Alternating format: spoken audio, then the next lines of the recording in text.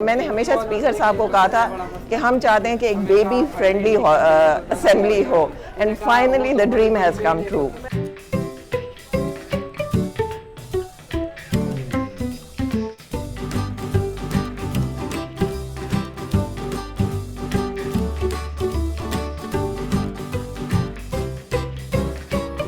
President है जो हमने सेट कर दिया है, इसके बाद पूरी सूबे के वर्किंग प्लेसेस पे हम ये इम्प्लीमेंट भी करेंगे। और ये इनिशिएटिव वुमेन पार्लियामेंट्री कॉकस का था।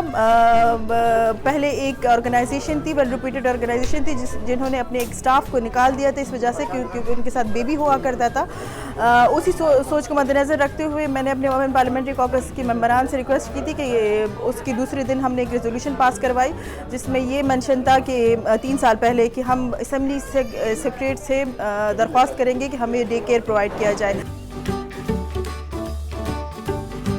हम बच्चों को पूरा दिन छोड़ के आते थे, तो ये इशू मैंने असेंबली में भी रेज किया और स्पीकर साहब से भी रिक्वेस्ट की कि पहले तो हमें ये बताएं कि हम कैसे काम करेंगे अगर हमारे बच्चे घर में होंगे। दूसरी बात ये है कि हम यहाँ पे सुबह से शाम तक होते हैं, हमारा सेशन कई की दफ़ा 7 o'clock तक चलता है, तो we can't leave our kids at home. और हमारा जो इशू ये है कि हम 50% ऑफ पॉपुलेशन बनते हैं और अगर हम घर में बैठ गए तो हमारे मुल्क का क्या बनेगा। इवन जीडीपी में इम्प्रूवमेंट भी तभी आएगी जब विमेन वर्कफोर्स काम में आएगी।